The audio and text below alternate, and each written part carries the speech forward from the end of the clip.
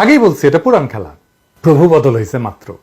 আমেরিকার জায়গায় এখন যেহেতু স্বামী মানে ভারত প্রভু, ফলে জোশ আরো বেশি আসবে, সেটাই স্বাভাবিক।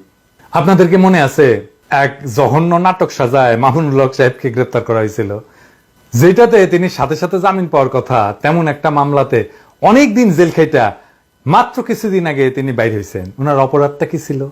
কি ছিল জানেন? চিন্তা করে দেখছেন?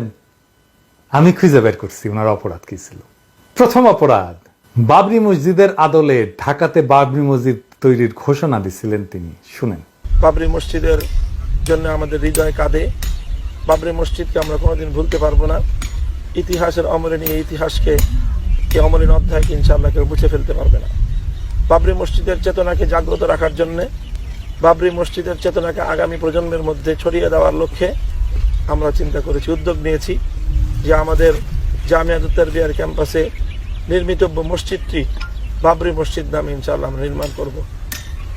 বিশাল পরিসরে বাবরি মসজিদ নির্মাণ হবে ইনশাআল্লাহ। শুনছেন? দ্বিতীয় অপরাধ, ড্যাডি অব দ্য নেশনের যে মূর্তি বসানোর একটা পরিকল্পনা ছিল, যেটা বসাইছে পরে, সেইটার বিরুদ্ধে সারা দেশে জনমত গড়ে তুলছিলেন তিনি। ফলে কাঁঠাল রানী এবং উভয়ের স্বার্থের বিরুদ্ধে দাঁড়ানোর কারণে তার চরিত্র হরণ করে জেলে রেখে অত্যাচার করা হয়েছে দীর্ঘ 3টা বছর। শুনেন। আমাদের আবেদন হলো এই, যারা মারা গেছেন তাদেরকে নিয়ে এমন ছিনিমিনি খেলবেন না আপনারা। কোথাও যদি জিয়াউর রহমানের কোন প্রতিকৃতি মূর্তি থেকে থাকে, সেই মূর্তি ভেঙে ফেলো। কোথাও যদি বঙ্গবন্ধুর কোন মূর্তি তৈরি করা হয়ে থাকে, আমাদের সামর্থ্য থাকলে আমরা সেটা ভেঙে গুড়িয়ে দেব। আমি বলছি না যে ভারত বিরোধী অবস্থান যেই নেবে তারে শেষ করে দিবে। দেখছেন মামুনুল হকের কি অবস্থা করছে।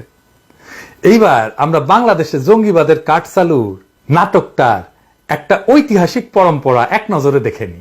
এটা দেখলে বুঝবেন যে ভারতীয় প্লটটাই এখানে সবসময় জঙ্গি নাটক চাউর রাখছে।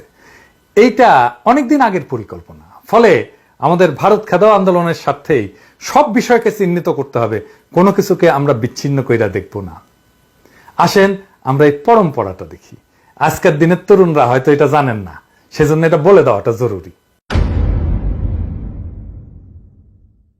এই পরম্পরা শুরু হয়েছে 21শে আগস্ট গ্রেনেড হামলার মধ্যে দিয়া, এবং পরে এটাকে ইস্যু কইরা বিএনপি এবং আওয়ামী বিরোধী আলেমদেরকে একে একে ফাঁসানো হয়েছে। এবং এইটাকে একটা হাই প্রোফাইল রাজনৈতিক জঙ্গি মামলা হিসেবে প্রতিষ্ঠা করতে যা যা করা দরকার সবই করছে প্রথম আলো এবং ডেইলি স্টার। কিন্তু এই বিষয়ক মামলাটা যেটা জোট